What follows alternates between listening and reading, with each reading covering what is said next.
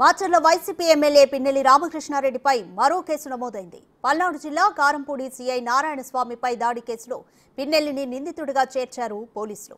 CI Narayanaswamy వాంగ్మూలం మేరకు 307 section కింద కేసు నమోదు చేశారు.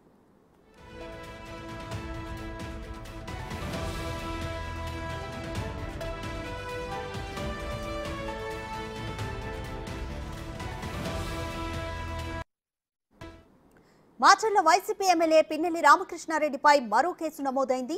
పల్నాడు జిల్లా కారంపూడి సీఐ నారాయణస్వామిపై దాడి కేసులో పిన్నెల్లిని నిందితుడిగా చేర్చారు పోలీసులు. సీఐ నారాయణస్వామి వాంగ్మూలం మేరకు 307 సెక్షన్ కింద కేసు నమోదు చేశారు.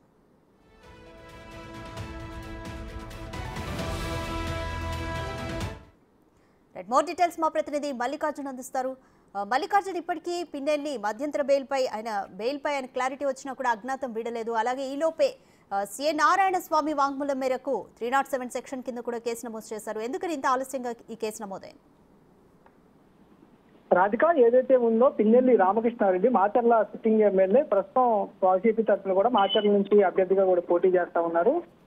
ఏదైతే ఈయన మీద గతంలో కూడా మొన్న ఏదైతే ఉందో కేసు కూడా నమోదు అవడం జరిగింది. ఏదైతే బ్యాలెట్ బాక్స్ ఏదైతే ఉందో ఈవీఎం ధ్వంసం చేసిన దానిపై కూడా కేసు నమోదు అవటం, హైకోర్టులో దానికి సంబంధించి మధ్యంతర బెయిల్ కూడా తీసుకోవడం, కొన్ని షరతులతో కూడా ఈ బెయిల్ పైన కూడా ఆయన ఉంటా ఉన్నారు. అంతేకాకుండా ఆయన అజ్ఞాతం కూడా ఇప్పటి వరకు వేరని పరిస్థితి కూడా ఉంది. ఈ నేపథ్యంలోనే కూడా అక్కడ ఏదైతే ఉందో 307 పైన కూడా మరో కేసు ఆ పిన్నెల్లిపై నమోదు అవడం జరిగింది. 13వ తారీఖు జరిగిన పోలింగ్ తర్వాత సీఐ నారాయణస్వామిపై కూడా వైసీపీ కార్యకర్తలు రాళ్లతో కూడా ఆయనపై దాడి చేశారంటూ కూడా ప్రధానంగా ఈ ఫిర్యాదు పైన కూడా పోలీసులు కేసు నమోదు జరిగింది. కారంపూడి ఏదైతే ఉందో సీఐ నారాయణస్వామిపై కూడా దాడి చేశారంటూ కూడా ఆయన ఫిర్యాదు మేరకు అక్కడ మొన్న 307 అంటే అత్యాయత్నం కేసు కింద కూడా నమోదు చేయడం జరిగింది.